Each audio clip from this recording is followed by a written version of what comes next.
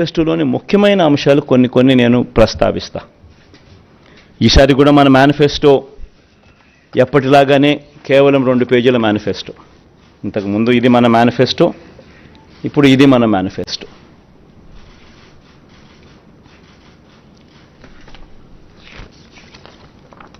ఈ మాదిరిగా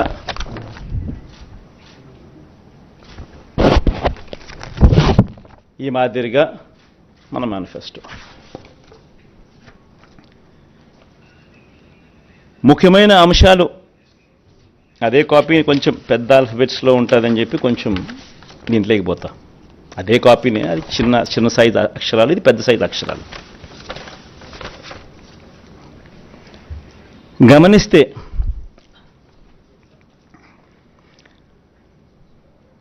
మనం పెట్టిన నవరత్నాలకు మనకు సంబంధించిన గమనిస్తే విద్య, ముఖ్యమైన అంశాలు ఈ మాత్రం పైన చెప్తా. విద్య, అమ్మఒడి, ట్యాబులు, విద్యా కానుక, గోరుముద్ద, ఇంగ్లీష్ మీడియం, డిజిటల్ బోధన. వైద్యం, విస్తరించిన ఆరోగ్యశ్రీ ఇంకా విస్తరణ, ఆరోగ్య ఆసరా, విలేజ్ క్లినిక్లు, ఫ్యామిలీ డాక్టరు, 17 కొత్త మెడికల్ కాలేజీలు, జగనన్న ఆరోగ్య సురక్ష. వ్యవసాయం, రైతు భరోసా, ఆర్బీకేలు, ఉచిత పంటల బీమా, 0 వడ్డీ పంట రుణాలు, పగటిపూటే 9 గంటల ఉచిత విద్యుత్, సమయానికే ఇన్పుట్ సబ్సిడీ.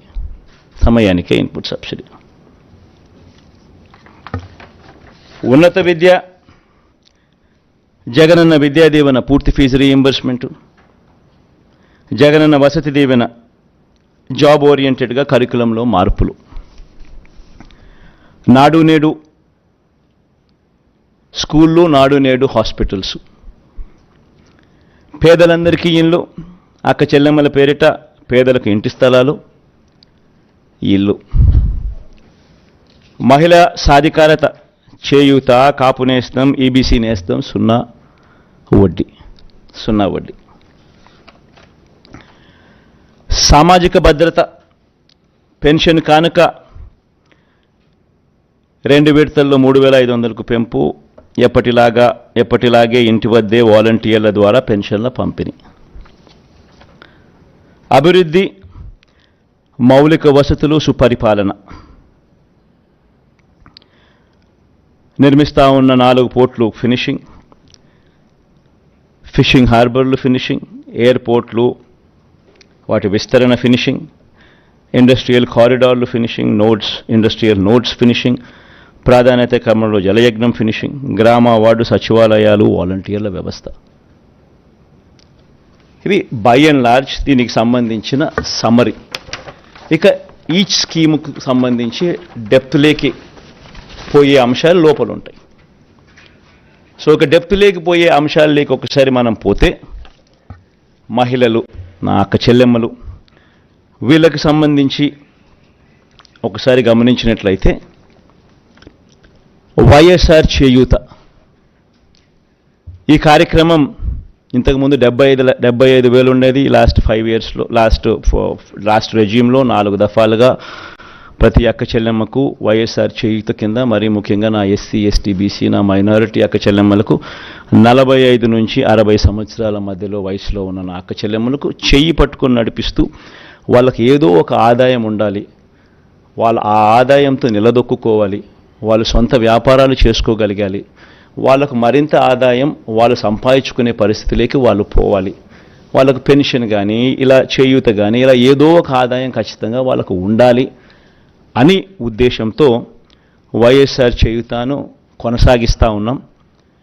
ఇంతకుముందు 5 ఏళ్లలో 4 దఫాలుగా 75,000 ఇచ్చాం.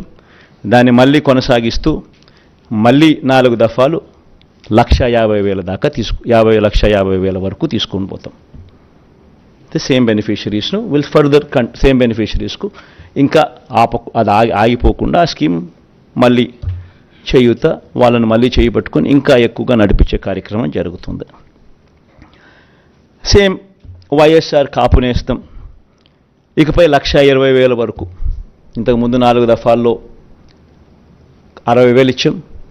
ఈ పీరియడ్లో మళ్ళీ వచ్చే పీరియడ్లో మళ్ళీ మళ్ళీ ఈ 4 దఫాల్లో మరో 60,000తో 1,20,000 వరకు పెంపు.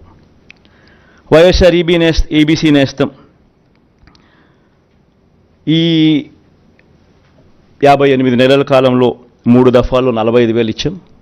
ఇప్పుడు మళ్ళీ ఈ 5 ఏళ్లలో ఈ 4 దఫాల్లో మరో 60,000 ఇస్తూ 1,05,000 వరకు దాన్ని పెంపు. జగనన్న అమ్మఒడి, ఇది నిజంగా నా పెట్ ప్రాజెక్ట్. అంటే అన్నీ ఎవడు ఊహించిన ప్రాజెక్టులు, అన్నీ నా పెట్ ప్రాజెక్ట్స్, కానీ అన్నీ నా ప్రజల కష్టాల నుంచి, వాళ్ళ కష్టాలను చూసి వాటిని మంచి బాగుపరచాలి, వాళ్ళ బ్రతుకులను తాపత్రయం నుంచి బయటకు వచ్చిన ప్రతి స్కీము. జగనన్న అమ్మఒడి అనేది పిల్లలకు సంబంధించింది కాబట్టి నాకు మనసుకు చాలా దగ్గర. ఇది ఇంతకుముందు 15,000 రూపాయలు ఉండేది అమ్మఒడి. 13,000 అక్క చెల్లెమ్మల చేతికి నేరుగా ఇచ్చే పరిస్థితి. మరో 2,000 వాళ్ళ స్కూలు బాగోగుల కోసం SMF, TMF, school maintenance fund, toilet maintenance fund కింద తల్లులకే ప్రశ్నించి హక్కు కల్పిస్తూ వాళ్ళ గవర్నమెంట్ బడుల స్కూల్స్ మెయింటెనెన్స్, టాయిలెట్ మెయింటెనెన్స్ కోసం 2,000 రూపాయలు వాళ్ళకు ప్రశ్నించే హక్కు కల్పిస్తూ వారి తరపున ఇచ్చే కార్యక్రమం. ఆ అమ్మఒడి 15,000 కాస్త 17,000కు పెంచుతా ఉన్నాం. తల్లి చేతికి నేరుగా 15,000 వస్తుంది. ఆ తర్వాత ఆ పిల్లలు వెళ్ళే గవర్నమెంట్ బడులు, ఆ స్కూల్స్లో ఉన్న టాయిలెట్ మెయింటెనెన్స్ కోసము, ఆ స్కూల్స్ మెయింటెనెన్స్ కోసము మరో 2,000 రూపాయలు ఆ తల్లి పేరుతో తల్లికి ప్రశ్నించే హక్కు కల్పిస్తూ మరో 2,000 రూపాయలు దానికోసం కేటాయిస్తూ మొత్తానికి అమ్మఒడి 17,000 రూపాయలు చేస్తూ